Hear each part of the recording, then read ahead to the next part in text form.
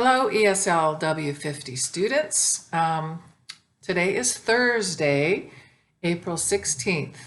We're in the second half of week 13, and I have a few things that I'd like to mention to you today. One is the summer school schedule opened, and you guys are in kind of a good position because City College is offering an online Grammar 310 this summer, and it's being taught by Nancy Stefani, one of my favorite teachers. So if you would like to spend 6 weeks this summer getting ahead on grammar, I recommend taking the Grammar 310 class this summer. Then when you start the fall, you'll be able to take Grammar 320, which gets into using noun clauses and adjective clauses and all kinds of interesting sentence level grammar. It's no longer just verb tenses, but sentence level grammar that will really help improve your writing. It's always a good idea to be ahead of the game on grammar. Your grammar should be better than a higher level than your writing, or at least the same. It's never a good idea to wait to take the grammar classes till after you take the writing classes. It's always better to take them at the same time or before. So this is your chance to get ahead on grammar. Next, let's see. Did you check your answers from Tuesday's assignment about using fanboys correctly? It's about the fanboy words, how they're often misused, right, to start sentences. And they're not sentence starters, they're sentence connectors. So do check your answers. The answer key is on Canvas, also in week 13. Next, take-home essay number 3 is now due. I plan to start reading them tomorrow, so make sure you get them into me. I've gotten most of them, but there still are a few out there that need to come in. Okay, for something new, today I opened up a new model essay for you to look at. It's from a different book, and it's an opinion about homeschooling. So what I'd like you to do is to read this model essay carefully and to read it 2 times. First, read it just for looking at the organization of an opinion essay like that. But the second time you read it, I want you to look closely at the transitions that they use to introduce their body paragraphs. They are not just using the usual first, second, third. Notice how they use a variety of different kinds of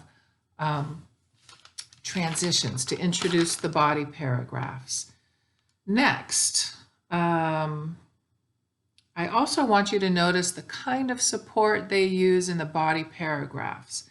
I like this model essay because each body paragraph has a different kind of support. Notice the second time you read it that the support in the first body paragraph consists of facts and statistics.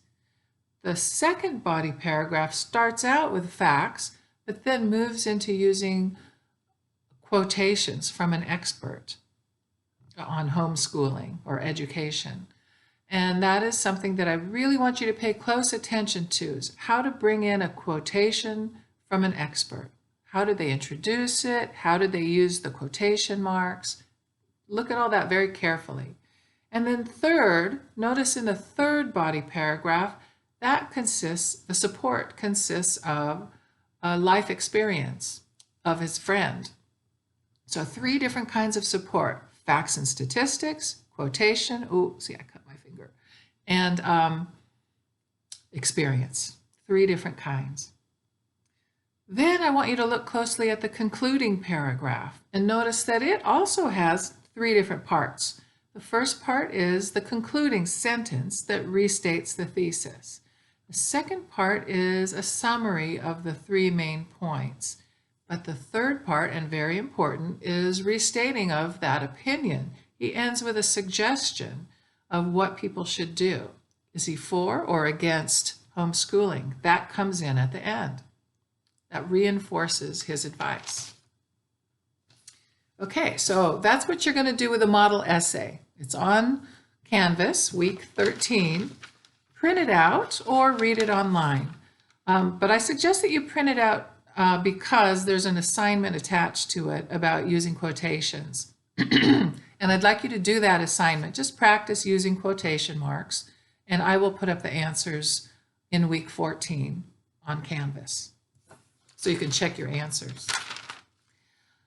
Okay, and then last but not least, another typical grammar error that I'm finding in your essays is not using gerunds and infinitives quite correctly or consistently. So I made a handout for you. Looks like this, called Gerunds and Infinitives handout, also on Canvas. And it talks about the forms. It points out the form that you would use for gerund or the form that you would use for infinitive, and when we use them and how we use them. And the second page is practice exercises. So that's your next, that's your grammar assignment that comes along with reading the model essay. I'd like you to study that handout and do the practice exercises. I've also uploaded a link to Mr. Thomas's, or a link to some extra gerund and infinitive practice if you feel like you need more. And after you feel comfortable with using gerunds and infinitives, figuring out which one goes where, I put together a little quiz. It's not due until April 27th, so don't do it right away. First, practice your gerunds and infinitives, read the handout, do the practice exercise, check your answers, practice some more, and then when you feel comfortable, take the quiz. So, to recap, today's new lesson is to read the new model essay 2 times. First time just reading it through. Second time really paying close attention to the organization, the kinds of transitions used, the types of support used in the body paragraphs, and the concluding paragraph. What all is included in the concluding paragraph. And then do the attached quotation exercise. The second lesson from today is to start studying gerunds and infinitives. Study the handout, do the practice exercise, do extra practice if you'd like, and then later, it's not due until April 27th, take quiz number 4 on gerunds and infinitives. All right? So those are your assignments for Thursday, April 16th. And I hope that you take your time doing these assignments. You don't have to do them all right now. You have until next week, Tuesday. And that's when I'll be seeing you again. All right, have a nice weekend, and I'll see you next week, Tuesday.